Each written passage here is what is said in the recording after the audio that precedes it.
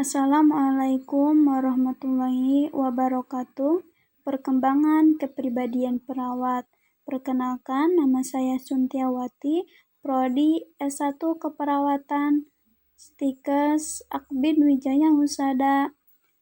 Dosen pengampu Ibu Yesi Rahmawati. Halo teman-teman, apakah kalian pernah mendengar kata kepribadian? Kepribadian atau personality berasal dari kata personare yang berarti topeng. Kepribadian adalah keseluruhan cara seorang individu beraksi dan berinteraksi dengan individu lain.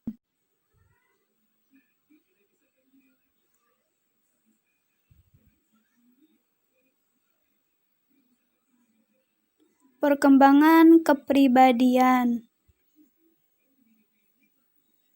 Pada perkembangannya, kepribadian itu terjadi dinamisasi. Hal dikarenakan adanya konsentrasi energi, lapar, haus, dan lain sebagainya yang disebut motif. Motif merupakan taraf ketegangan tertentu dalam jaringan yang tidak punya awal atau akhir, tapi meningkatkan atau menurun seiring perubahan energi. Hal ini berkaitan dengan faktor kepuasan dan tidak kepuasan atau kesenangan dan tidak kesenangan. Tahap perkembangan kepribadian menurut Erikson. 1. Masa bayi, ditandai adanya kecenderungan terus-menerus. 2. Masa kanak-kanak awal, ditandai adanya kecenderungan autonomi SEM. 3. Masa prasekolah, ditandai adanya kecenderungan inisiatif guilty. 4. Masa sekolah, ditandai adanya kecenderungan industri inferiority. 5. Masa remaja, ditandai adanya kecenderungan identity confusion. 6. Masa dewasa awal, ditandai adanya kecenderungan intimacy isolation. 7. Masa dewasa, ditandai adanya kecenderungan generative stagnation. 8. Masa hari tua, ditandai adanya kecenderungan ego. Struktur kepribadian.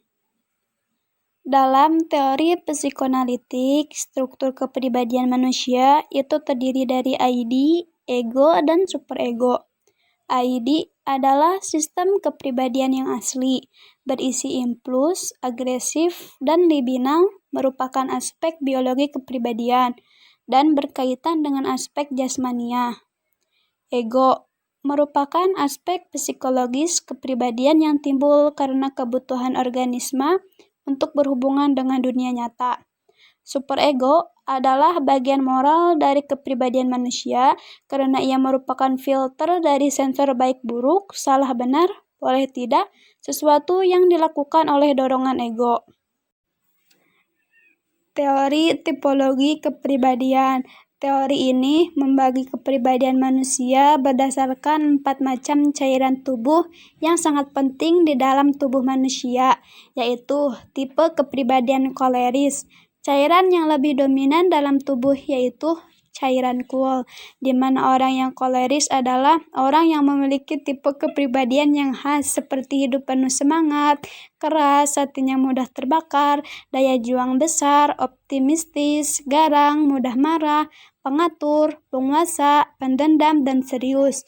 Tipe kepribadian melankolis. Cairan yang lebih dominan dalam tubuh yaitu cairan melankol, di mana orang yang melankolis adalah orang yang memiliki tipe kepribadian yang khas, seperti mudah kecewa, daya juang kecil, muram, pesimistis, penakut, dan kaku.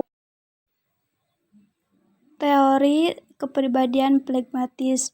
Cairan yang lebih dominan dalam tubuh yaitu cairan flegma, di mana orang yang flegmatis adalah orang yang memiliki tipe kepribadian yang khas, seperti tidak suka terburu-buru, tenang, tidak mudah dipengaruhi, setia, dingin, santai, dan sabar. Tipe kepribadian sanguinis. Cairan yang lebih dominan dalam tubuh yaitu cairan sanguis, di mana orang yang sanguis adalah orang yang memiliki tipe kepribadian yang khas, seperti hidup mudah berganti haluan, ramah, mudah bergaul, lincah, periang, mudah senyum, dan tidak mudah putus asa. Faktor-faktor yang mempengaruhi kepribadian.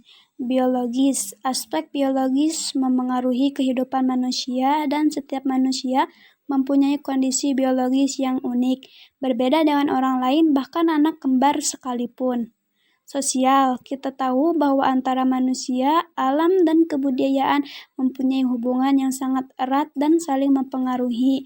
Manusia berusaha untuk mengubah alam agar sesuai dengan kebudayaannya, guna memenuhi kebutuhan hidup.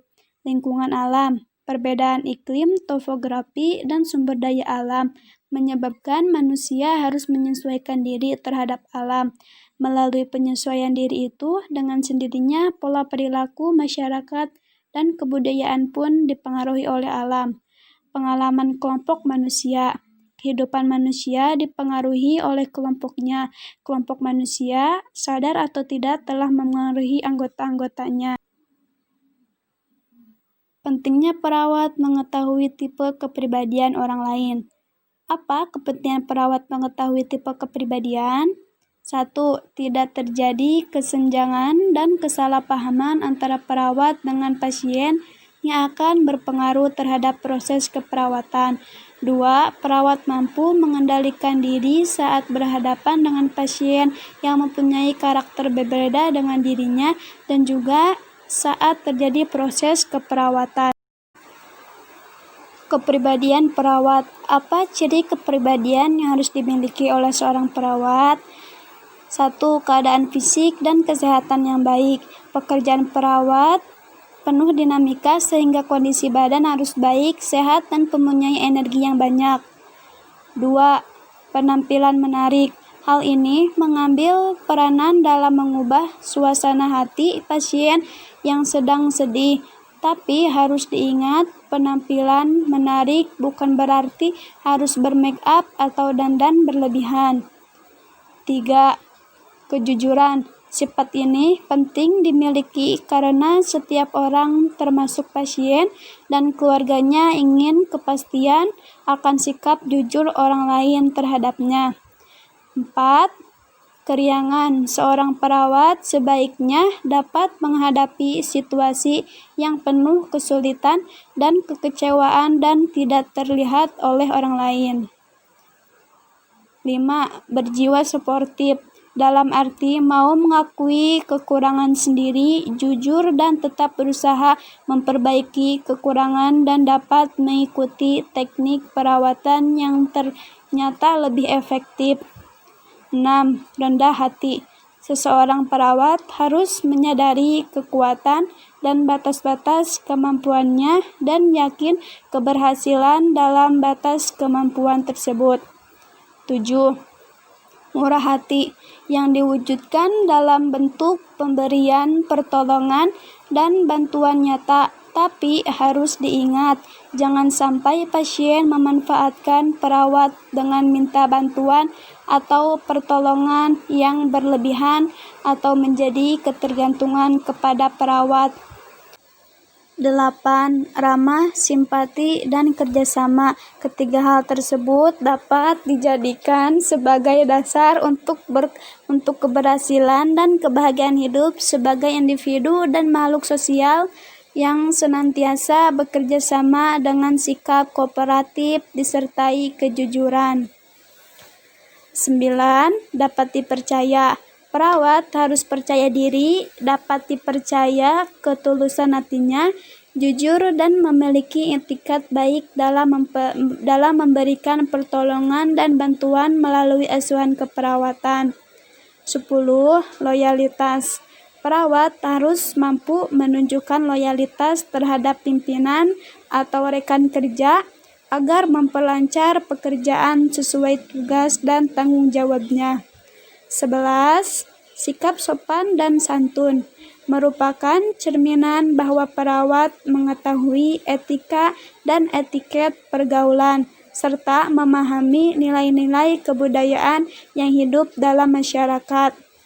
12. Pandai bergaul. Seseorang akan disenangi oleh orang lain apabila orang tersebut pandai bercerita, bisa berkomunikasi dengan baik, serta memiliki pengetahuan yang luas.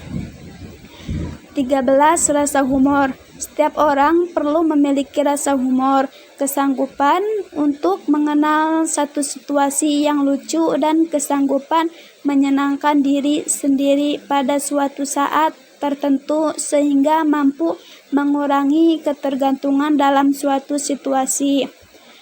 14. Pandai menimbang perasaan. Perawat dalam menyampaikan suatu terhadap pernyataannya terhadap pasien harus memiliki sikap ini supaya tidak menambahkan beban.